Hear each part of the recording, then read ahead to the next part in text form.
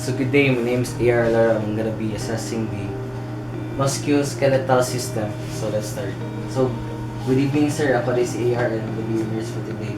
And okay na sir, mag-assess ko sa mga sir. Yes.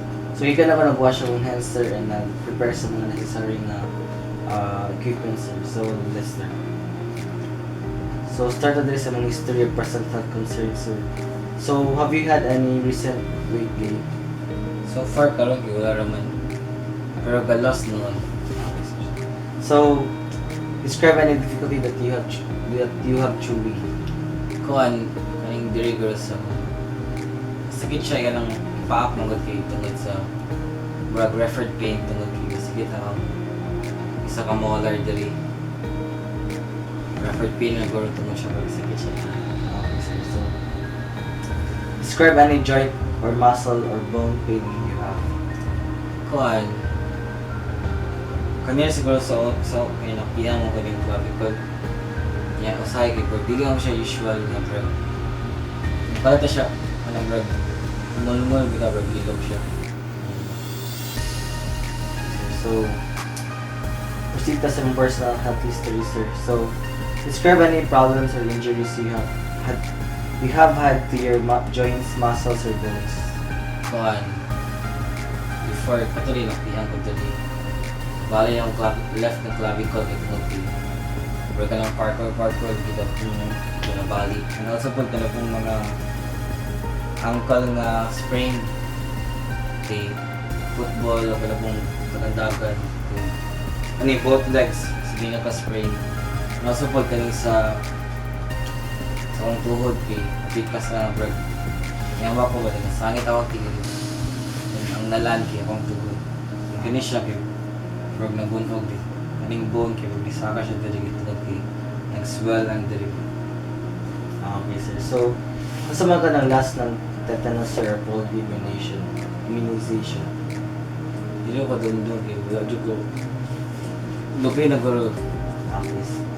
So have you ever been diagnosed with DM, sickle cell anemia, systematic lupus, erythematosus or osteoporosis? Wala naman. Okay, sir. So namba kay family history of rheumatoid arthritis, gout or osteoporosis? Kuan kana sa mga arthritis kay brag. Usual din na sa mga tiguang or ganang o si mommy, si daddy, si lolo. Nasa po sa gout si lolo o si daddy. So dito sa mga lifestyle and health practices sir.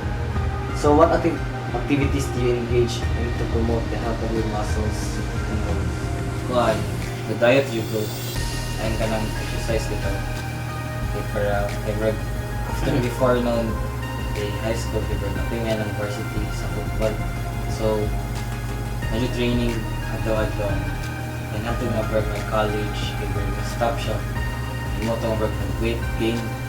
Imo tong brag karon na time brag start kami kan active na balik duda basketball, futsal, and kada ko mga exercise sa daily sa tanan.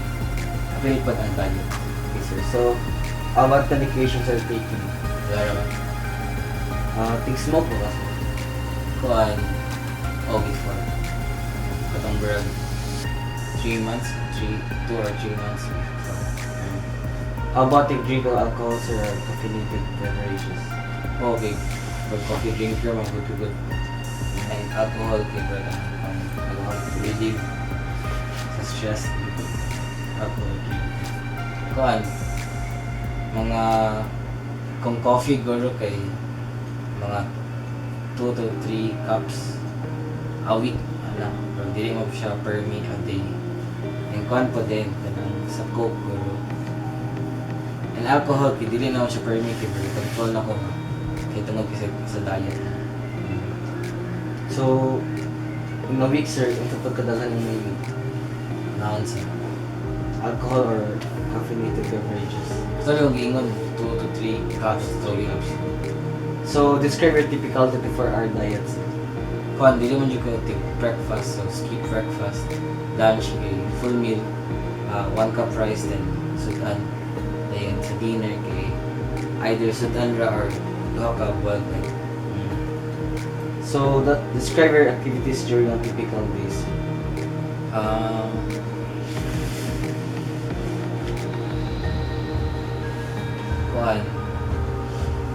Kailangan bro mata din, exercise. Usually ka na magtabang ang Bluetooth kumagin. Mga hapon ka bro. Computer na lang bro, ng cellphone, na TV. Also, are you able to consume milk or milk containing products, sir?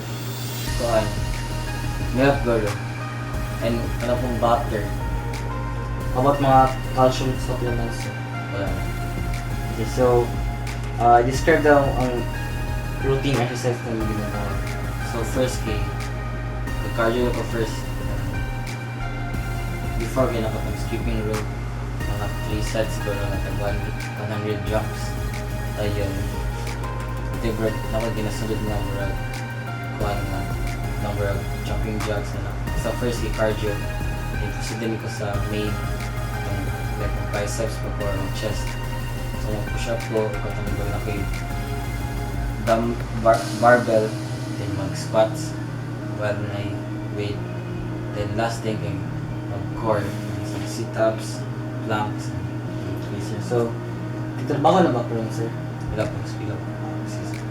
So, describe your posture at the school, sir, and what type of shoes do you usually wear? Kuhan, sa school ko kay bro, mga morning kay bro, attentive magay na sa mag-sit straight kay bro, minum. Nadugayan sa lecture ko bro. Tuka ko na bitaw sa bro. Mag-slouch na, like mag-sundig na. And go-wear ko mga black shoes and kanang mga uniform and kanang po mga bro, hindi mga uniform, rubber shoes or slip-ons. Okay, so, ano ba kayo difficulty performing ng mga activities, sir, or daily living? Wala naman.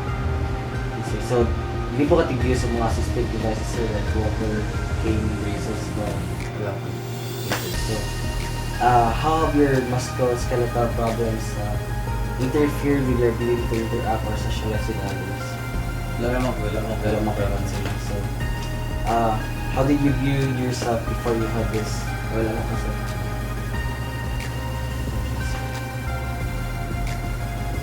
How about, sir, ano ba kay bone density screening? Wala mo lang experience. So, Marshall, sir. So now let's go with the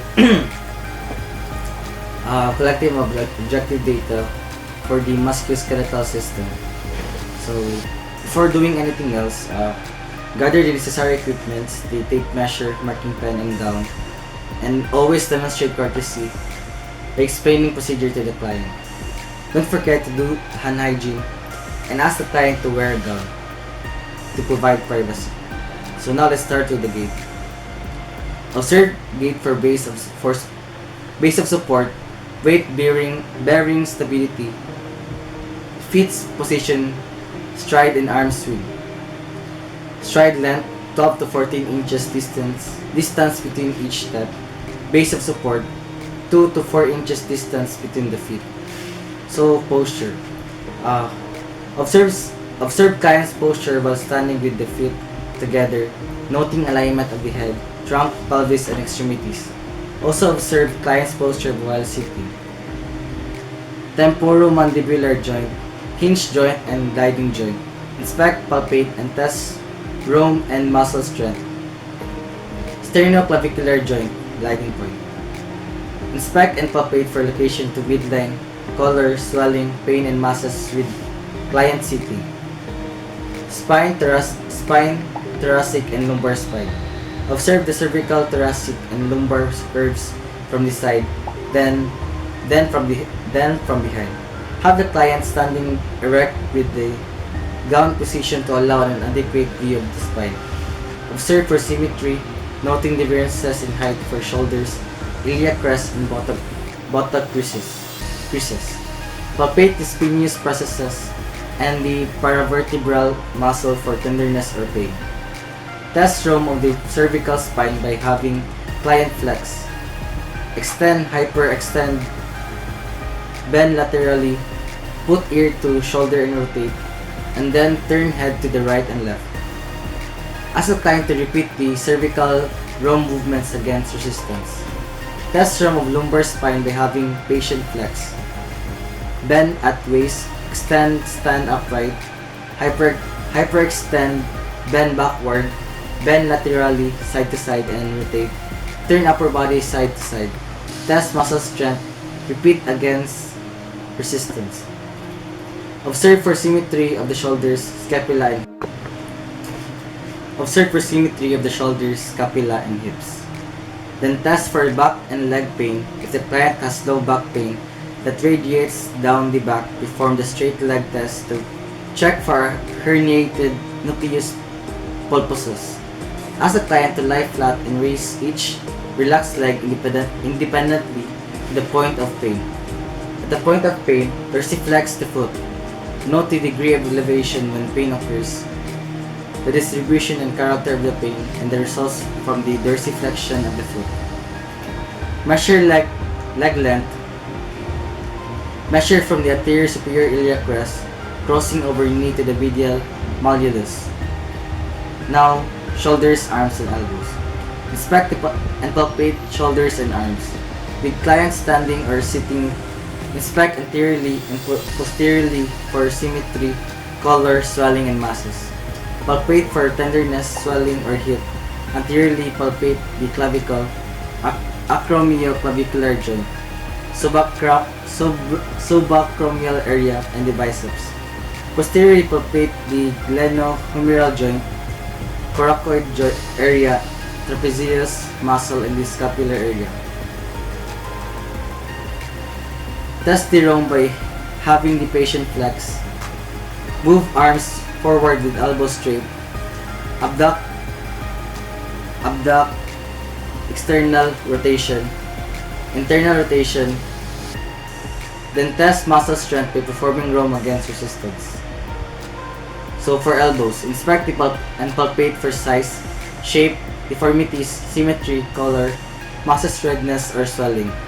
Test rhomb by having the patient flex, bend arms at elbow, extend, straighten arm at elbow, supinate, and pronate. Let client repeat the movements against resistance. Wrist condyloid joint. Inspect for size, shape, symmetry, color, and swelling. Palpate for tenderness and nodules. Perform the squeeze test by squeezing the client's hand across the knuckle joints. Palpate the anatomic snuff box.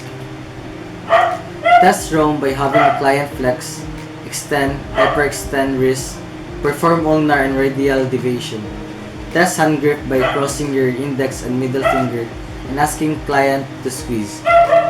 Test for carpal tunnel syndrome. Perform Fallen test. Perform test for tinal sign. Observe for the flick signal. Ask the client, what do you do when your symptoms are worse? Test for thumb weakness. Raise thumb up from the plane of the palm. Stretch the thumb to rest on the pad of the little finger pad. Hands and fingers.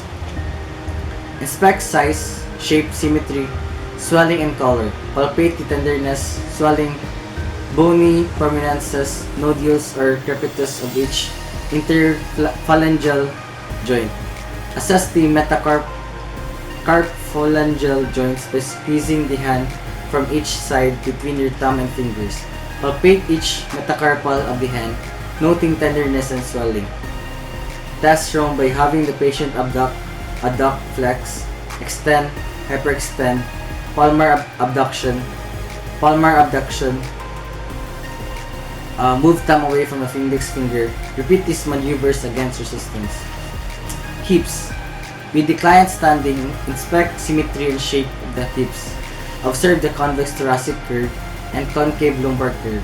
Palpate for stability, tenderness, and crepitus. Test rhomb by having client extend, flex, adduct, internal rotation, hyperextend, stand and swing extended leg backward. So for knees, with the client supine then sitting with knees dangling, inspect knees for size, shape, symmetry and deformities, swelling, pain, and alignment. Palpate for tenderness, warmth, consistency, and nodules. Begin palpation 10 cm above the patella, using your fingers and thumb to move down and toward the knee. Test room by having patient flex. Extend. Perform the bulge test if swelling is present. Perform the ballontement test. McMurray's test. Position patient in supine with knees fully flexed. Place one hand on the heel and the other on the knee. Apply pressure with both hands and gently rotate the foot. The test is positive for audible or palpable clicks occur. Ankles and feet. With the client sitting, standing, and walking, inspect position, alignment, shape, and skin. Palpate ankles and feet for tenderness, temperature, swelling, or nodules. Palpate the toes from the distal and proximally, noting tenderness, swelling, bony prominences, nodules, or crepitus of each interphalangeal joint. Palpate the metatarsophalangeal joints by squeezing the foot from each side with your thumb and fingers. Palpate each metatarsal, noting swelling or tenderness. Palpate the plantar area of the foot, noting pain or swelling. Perform the squeeze test by squeezing the middle of the foot with your hand across the top foot as shown. Test room by having client dorsiflex, plantar flex, invert, abduct, turn toes underfoot and then upward. Extension. Lower extremities. Have patient raise leg against your hand as you apply resistance. Comprehensive muscle strength. As patient perform roam, apply assistance to part being moved, then grade strength 0 to 5. And that's all for getting the objective data for the musculoskeletal system. Thank you.